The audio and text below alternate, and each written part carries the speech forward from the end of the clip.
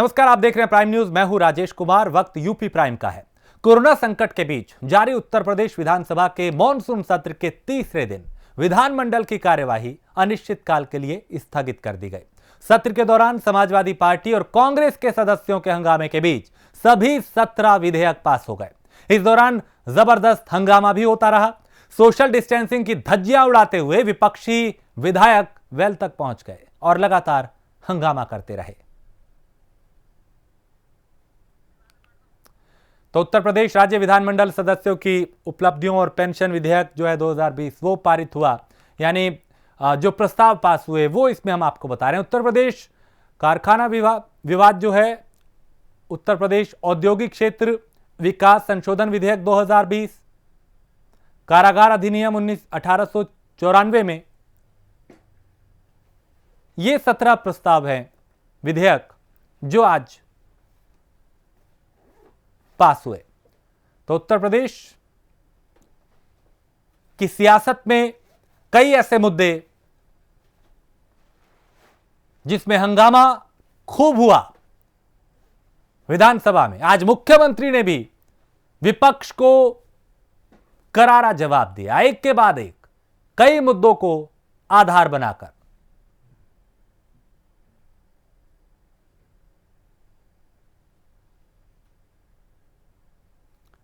तो यूपी विधानसभा में ये प्रस्ताव जो पारित हुए, 17 विधेयक पास हुए और मुख्यमंत्री योगी आदित्यनाथ ने कांग्रेस पर निशाना साधा। सीएम ने कहा कि रोम की बात करने वाले भी अब राम राम चिल्लाने लगे हैं। वो लोग अब जान गए हैं कि यूपी में अब राम नाम से ही वैतरणी पार होनी है। सीएम ने आम आदमी पार्टी के नेता संजय सिंह को इशारों ही इशारों में उन पे भी निशाना साधा, उन्हें नमूना बताया और कहा कि ये दिल्ली की सत्ता में बैठे घिनौने चेहरे हैं जो कि यूपी की बात करते हैं। हमारा ऐसे समय में चल रहा है जब इस पूरी दुनिया कोविड-19 की वैश्विक महामारी से तो जूझ ही रहा है, लेकिन साथ ही साथ यह सदन उन परिस्थितियों में हो रहा है जब देश के अंदर एक ऐतिहासिक निर्णय को लेकर के पूरी दुनिया के अंदर एक नया उमंग है, एक नया उत्साह है। 492 वर्षों के बाद अयोध्या में मर्यादा पुरुषोत्तम भगवान श्री राम के भव्य मंदिर निर्माण की कार्रवाई देश के यशस्वी प्रधानमंत्री आदरणीय नरेंद्र मोदी जी के कर कमलों से शुभारंभ होना उत्तर प्रदेश वासियों के लिए गौरव का विषय है और मैं इस अवसर पर इस सदन की अपनी भूमिका रही है, पूरे सदन के सभी माननीय सदस्यों को, अपने कैबिनेट के सभी सदस्यों को हृदय से बधाई देता हूं और आदरणीय प्रधानमंत्री जी का, आदरणीय गृह मंत्री जी का हृदय से आभार व्यक्त करता हूं कि श्री राम जन्मभूमि विवाद मंदिर निर्माण से संबंधित जो विवाद था, 492 वर्षों से चले आ रहे विवाद का पटाक्षेप शांतिपूर्ण तरीके से, लोकतांत्रिक तरीके से संपन्न करवा करके भारत ने अपनी लोकतांत्रिक ताकत का एहसास भी कराया है और साथ साथ अपनी संवैधानिक और न्यायपालिका की ताकत का एहसास भी दुनिया के अंदर करवाया है। जिन लोगों को राम की वास्तविकता पर ही विश्वास नहीं था, उन्हें राम की ताकत का एहसास अब तो हो रहा होगा। अब रोम की भाषा बोलने वाले लोग भी राम राम चिल्लाने लग गए हैं, भले ही वह परशुराम के बाने ही क्यों न हो, लेकिन उन्होंने चिल्लाना तो शुरू किया है, क्योंकि राम का नाम तो ऐसा है कि आप जिस भी रूप में ले लें, राम के नाम पर ले लें, चाहे परशुराम के नाम पर ले लें और चाहे मरा के नाम पर ले लें, वो तो हर एक का उद्धार कर देता है। लेकिन उन लोगों ने भी ये भाषा बोलनी शुरू कर दी है, क्योंकि उन्हें मालूम है कि भारत के अंदर राम नाम से ही वैतरणी पार होने वाली है, बाकी कोई उसका आधार नहीं है। और इस देश की जनता जनार्दन ने बार बार साबित करके दिखाया है।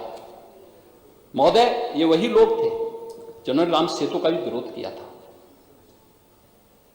जिन्होंने सांप्रदायिकता कानून के नाम पर देश की भावनाओं के साथ खिलवाड़ करने का प्रयास किया था, इस समाज को बांटने का प्रयास किया था।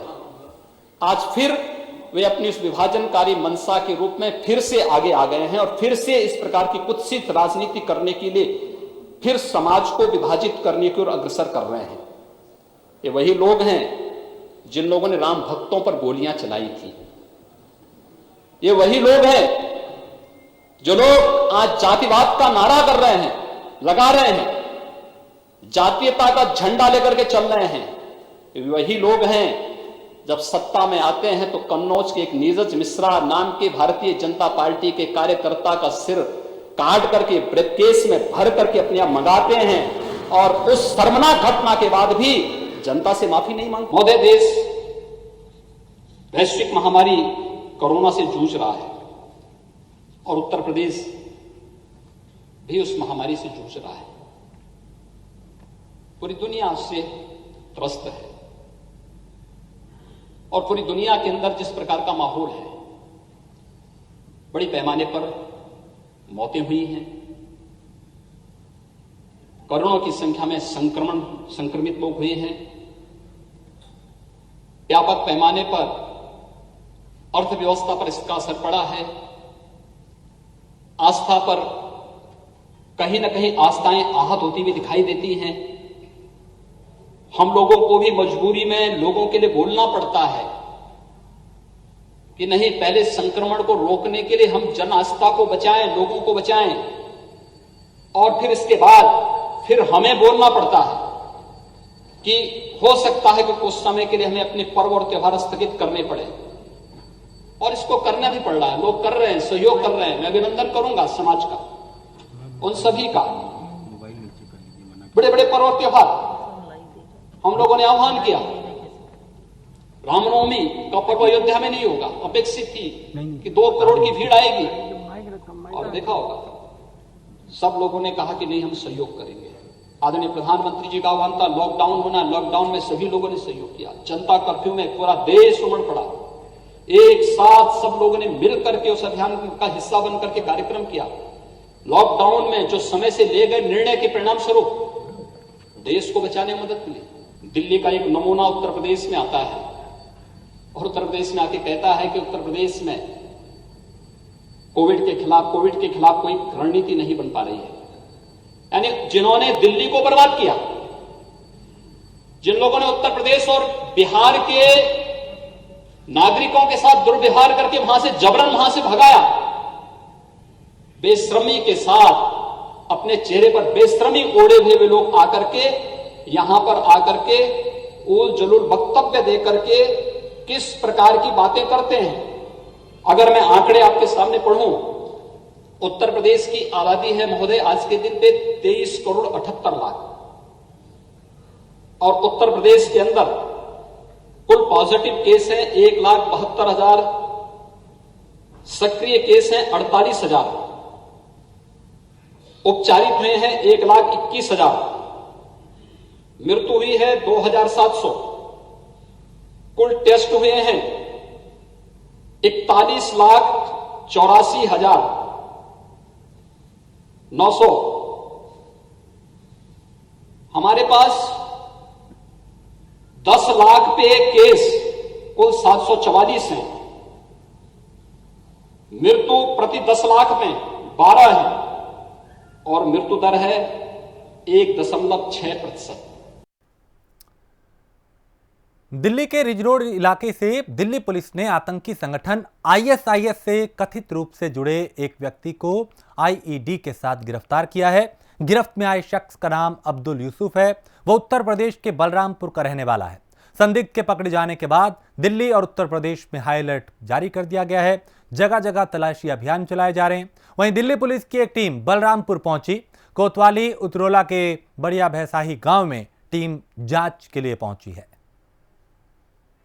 दिल्ली में आतंकवादी पकड़े जाने के बाद बलरामपुर जनपद की पुलिस हाई अलर्ट पर है। बलरामपुर जनपद के पुलिस अधीक्षक देवरंजन वर्मा ने नेपाल बॉर्डर से लेकर गोंडा बॉर्डर तक पुलिस चप्पे चप्पे जगहों पर खड़ा कर दिया है। वहीं दिल्ली की पुलिस बलरामपुर में बड़रिया भैसाही गांव में घुस चुकी है और बलरामपुर जनपद के पुलिस अधीक्षक देवरंजन वर्मा भी बड़रिया भैसाही गांव में हैं और गांव में लोगों से पूछताछ कर रहे हैं, क्योंकि ये माना जा रहा है कि बलरामपुर से वो जो पकड़ा गया है दिल्ली में आतंकवादी, उससे कहीं ना कहीं तार है। इसीलिए दिल्ली की पुलिस बलरामपुर में पहुंची है और बड़रिया बसाई में लोगों से पूछताछ कर रही है और गांव सील कर दिया गया है। बलरामपुर से प्राइम न्यूज के लिए अमित कुमार। तो पुलिस उत्तर प्रदेश में अब उसके साथियों की तलाश में जुटी है। पुलिस टीम ने आतंकवादी के घर समेत लखनऊ में भी छापेमारी की। उधर एडीजी जोन एसएन साबत ने यह भी कहा कि सभी महत्वपूर्ण स्थानों पर पुलिस अधिकारियों को तलाशी के निर्देश दिए गए हैं। संदिग्ध लोगों को लेकर खास निगरानी और तलाशी की जा रही है।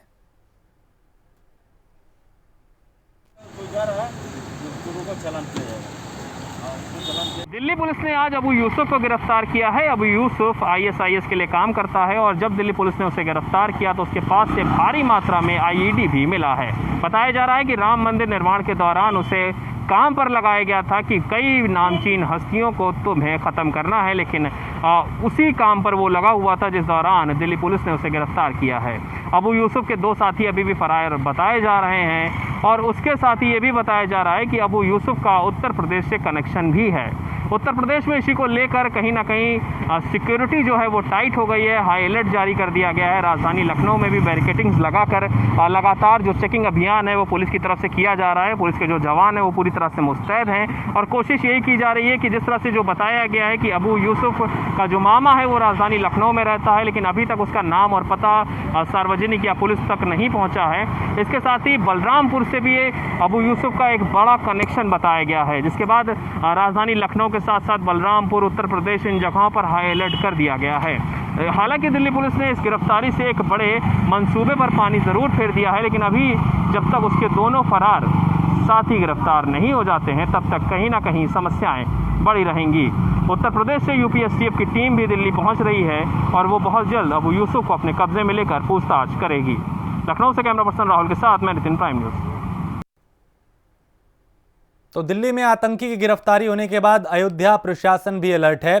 प्रमुख धार्मिक स्थल पर सुरक्षा बढ़ा दी गई है। चप्पे चप्पे पर सुरक्षा कर्मी तैनात कर दिए गए हैं और तलाशी अभियान चलाए जा रहे हैं ताकि किसी भी तरह की कोई भी लापरवाही ना हो।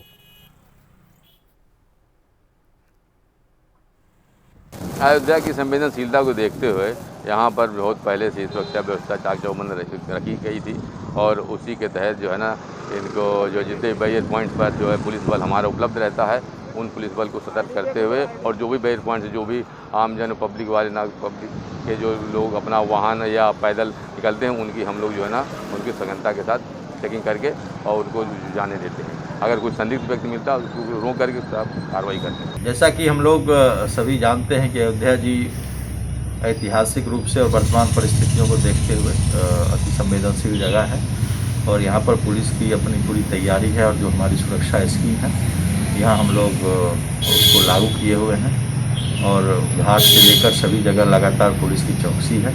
विभिन्न एजेंसियों के साथ हमारा समन्वय बना हुआ है और लगातार हम लोग फील्ड में जो हमारे प्रोटोकॉल है सुरक्षा के उसके अनुसार हम लोग यहाँ पर कार्य कर रहे हैं।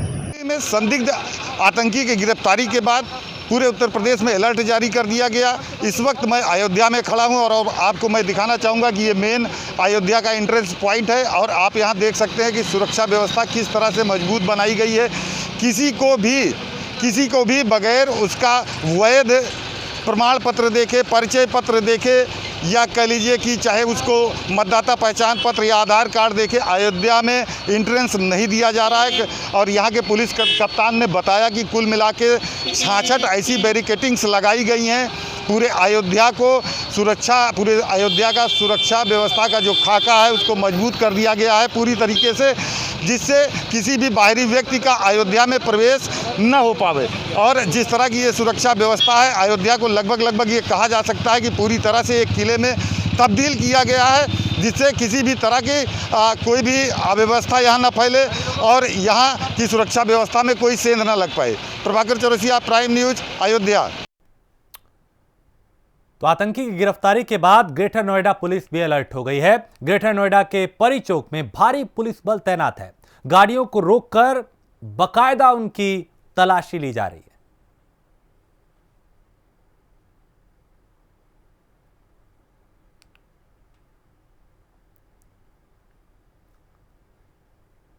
तो राजधानी दिल्ली में आतंकी के पकड़े जाने के बाद सभी जगह हलचल तेज हो गई है, जिसके बाद तुरंत ही आनन फानन में शासन और प्रशासन पूरी तरह अलर्ट है और डीजीपी के आदेश पर सभी जिलों को अलर्ट मोड पे कर दिया गया है। वहीं यूपी का लखीमपुर खीरी भी इससे अछूता नहीं रहा। आदेश आते ही लखीमपुर खीरी जिले समेत भारत नेपाल की खुली सीमाओं पर हाई अलर्ट जारी कर दिया गया। दरअसल हाई अलर्ट का आदेश होते ही लखीमपुर खीरी जिले के पुलिस अधीक्षक सत्येंद्र कुमार सिंह के निर्देश पर पूरे जिले समेत भारत नेपाल की खुली सीमाओं को 30 अगस्त तक के लिए अलर्ट मोड पे कर दिया गया है। दिल्ली में जो एक आतंकवादी पकड़े गए हैं, उसी के मद्देनज़र शासन और डीजीपी साहब की तरफ से यहाँ पे अलर्ट घोषित किया गया है। उसी के तहत हम सब लोग यहाँ पे आने जाने वाहन और जो है अवैध इसके कोई शस्त्र तो लेके नहीं जा रहा है, इन सब की चेकिंग कर रहे हैं और ये चेकिंग जो है अनवरत जारी रहेगी। तो बॉर्डर पे किस तरह से बॉर्डर पे एसएसबी, आईबी और पुलिस की जॉइंट पेट्रोलिंग की जो टीम है वो लगातार गश्त कर रही है, लगातार वो चेकिंग कर रही है और ये अभी आने वाले 30 तारीख तक ऐसे ही सब जारी रहेगा। गाजियाबाद के दिल्ली मेरठ एक्सप्रेस हाईवे पर चल रहे रोड निर्माण कार्य का किसानों ने विरोध किया। किसानों ने जेसीबी के आगे खड़े होकर विरोध प्रदर्शन किया और पीडब्ल्यूडी पर जमीन का मुआवजा ना देने का आरोप लगाया। साथ ही ज्यादा जमीन कब्जाने का आरोप भी लगाया। किसानों ने मुआवजे से पहले रोड ना बनने देने की चेतावनी दी है। ये 1971 में इसको पीडब्ल्यूडी ने एक्वायर किया था और इसकी एनएच की जो है चौड़ाई है वो 300 फीट है यहाँ पे थ्रू आउट द आगे और पीछे भी। उन्होंने 2016 में मुझे ये लैंड ट्रांसफ़र की और उसका पोजीशन जो है 300 फीट में दिया और हम उसी 300 फीट के अंदर ही ये रोड को निर्माण कर रहे हैं। ठीक है, अब भी मौके पे जो है लैंड ओवर ने कह रहे हैं कि हमारी जो है लैंड ज़्यादा जा रही है, बट जो है पीडब्ल्यूडी से जब हम लोग ज्वाइंट हमने सर्वे किया यहाँ पे तो पता चला जो पीडब्ल्यूडी ने लैंड हम लोग को दी थी उसी लैंड पे 300 फीट के अंदर ही ये रोड 14 लेन बन रहा है। तो अब उसमें मतलब हमारा कोई मतलब अधिकार नहीं, हम उसी पे काम कर रहे हैं जो position government to government transfer हुआ है। और अब इनका जो बिंदु है कि नहीं साहब हमारी वहाँ पे 71 में एक्वायर कम ली गई है। ठीक है, तो वो पेपर जो है वो ट्रेस किया जा रहा है। ठीक है, वो और भी दस्तावेज दिखे जा रहे हैं। ठीक है, प्राइमा फेसी जो है जो पीडब्ल्यूडी ने रिपोर्ट दी है कि साहब हमारा जो है 300 फीट ये हमने ट्रांसफ़र किया है, उसी 300 फीट पे ही एनएचआई काम कर रही है। देश के प्रधानमंत्री नरेंद्र मोदी जी का dream project Delhi Meerut express way जिसकी आधारशिला उन्होंने मोदी जी ने काफ़ी साल पहले रख दी थी। ये वो प्रोजेक्ट था दिल्ली मेरठ एक्सप्रेस वे, सीधा मेरठ के लिए जोड़ता था। लेकिन आज गाजियाबाद के कविनगर थाना क्षेत्र इलाके में मेहरली गांव के किसानों ने यहां पर इस प्रोजेक्ट का विरोध किया और यहां तक कि बुलडोजर वगैरह के आगे गांव वाले आ गए। आप देख सकते हैं तस्वीर में कि यहां पर एनएचआईए के द्वारा काम किया जा रहा है और गांव वाले यहां पर एक मजमा लगा के खड़े हैं कि हर स्थिति से निपटने के लिए जिला प्रशासन और पुलिस प्रशासन यहां पर मुस्तैदी से तैयार है। पुलिस प्रशासन यहां पर जिस टाइम आया था वहाँ उस टाइम विरोध चल रहा था और विरोध को शांत करके एसडीएम वगैरह ने किसको शांत किया। यहाँ पर गांव के जो किसान लोग हैं उनसे हम बात करेंगे कि क्या पूरा मामला था। जी, क्या नाम है आपका? सुखवीर सिंह। सिंह जी, क्या मामला था, किस वजह से आप विरोध कर रहे थे?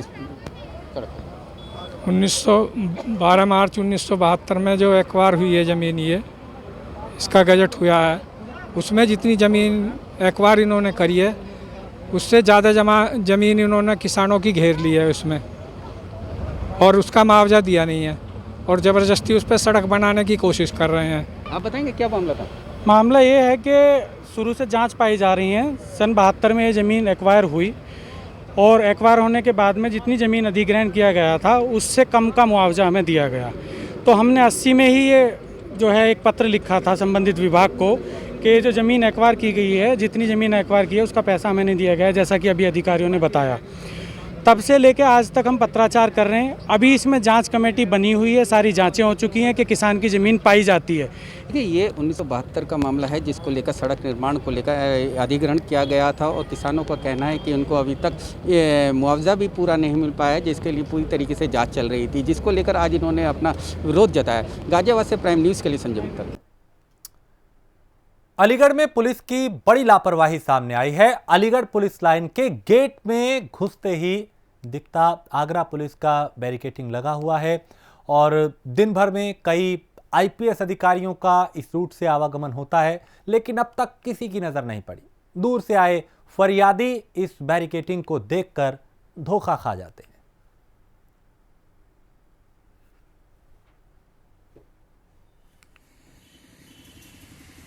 मैं इस वक्त मौजूद हूँ अलीगढ़ पुलिस मुख्यालय पे, जहाँ पे एसएसपी अलीगढ़ मुनीराज जी का कार्यालय है। उसके अलावा तमाम आईपीएस अधिकारी यहाँ पे अपने कार्यालय में आकर बैठते हैं और तमाम फरियादी अपनी फरियाद लेके कप्तान के पास आते हैं। और बिल्कुल आप सीधे तौर पे तस्वीरों में देख सकते हैं कि जिस समय कोरोना काल चल रहा था उस समय ये सैनिटाइजिंग की मशीन लगाई गई थी, जो आज की स्थिति में बिल्कुल बेकार पड़ी हुई है और बहुत ज़्यादा दयनीय हालत में इसका किसी भी तरीके का प्रयोग नहीं किया जा रहा। प्रशासन के तमाम आदेशों के बावजूद और तमाम कागजी पैसे खर्च होने के बाद में जितनी व्यवस्थाएं खराब देखने को मिल रही हैं अलीगढ़ पुलिस लाइन के, और उसके अलावा तस्वीरों में आप साफ तौर से देख सकते हैं, कहने को तो अलीगढ़ पुलिस मुख्यालय है लेकिन यहाँ पे जो बैरिकेडिंग लगा रखी है वो सीधे आगरा पुलिस की लगा रखी है।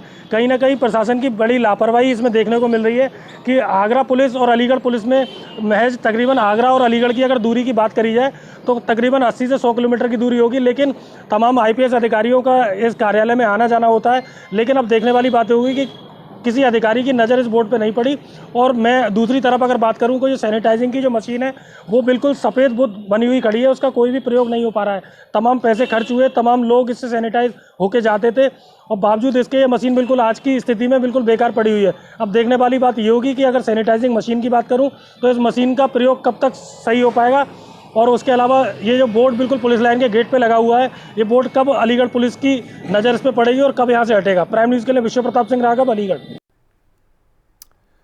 जालौन में विद्युत विभाग में करोड़ों रुपए का घोटाला उजागर हुआ है। एक अवर अभियंता की यूजर आईडी से करीब 100 लोगों के विद्युत बिल को मनमाने तरीके से कम किया गया। 32 विद्युत उपभोक्ताओं की लिस्ट आउट होने से हड़कंप मचा हुआ है। अभियंता से विद्युत बिल मनमाने तरीके से कम करके सरकार को करोड़ों रुपए के राजस्व का चूना लगाया है।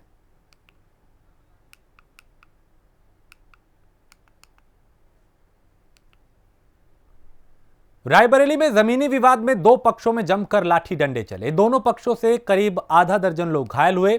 लाठी डंडों से पिटाई का वीडियो सोशल मीडिया पर खूब वायरल हो रहा है। यह वीडियो बछरावा थाना क्षेत्र के नंदाखेड़ा गांव का बताया जा रहा है।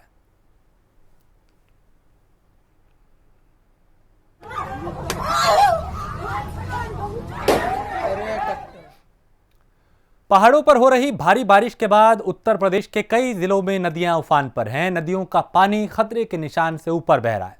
मुरादाबाद में भी नदियां खतरे के निशान से ऊपर हैं। गांव में बाढ़ जैसे हालात पैदा हो गए हैं और लोगों के सामने कई तरह की परेशानियां पैदा हो गई हैं।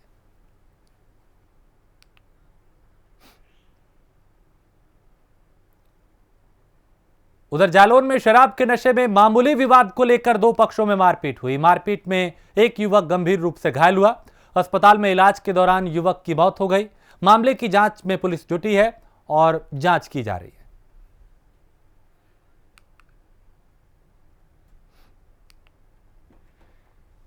अलीगढ़ पुलिस लाइन स्थित एसएसपी दफ्तर के बाहर उस वक्त हाईटेंशन ड्रामा हो गया जब आपस के ही लड़कों में जमकर मारपीट हो गई और देखते ही देखते आपसी विवाद इतना बढ़ गया कि खूनी संघर्ष में तब्दील हो गया। बताया जा रहा है कि लड़कों ने कोई नशा कर रखा था।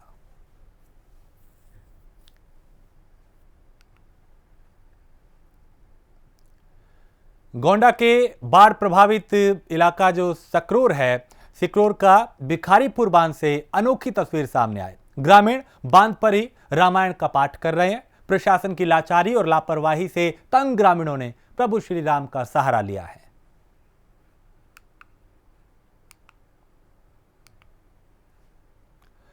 सुल्तानपुर में स्वास्थ्य विभाग ने संवेदनहीनता की सारी हदें पार कर दी। एक मां बाप अपने मासूम की लाश लेकर जिला अस्पताल से बस अड्डे तक दौड़ते रहे, लेकिन स्वास्थ्य विभाग के कर्मचारियों का दिल नहीं पसीजा।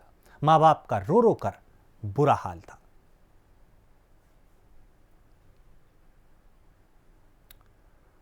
और इसी के साथ इस बुलेटिन में इतना ही। देश प्रदेश की बाकी खबरों के लिए आप देखते रहिए प्राइम न्यूज।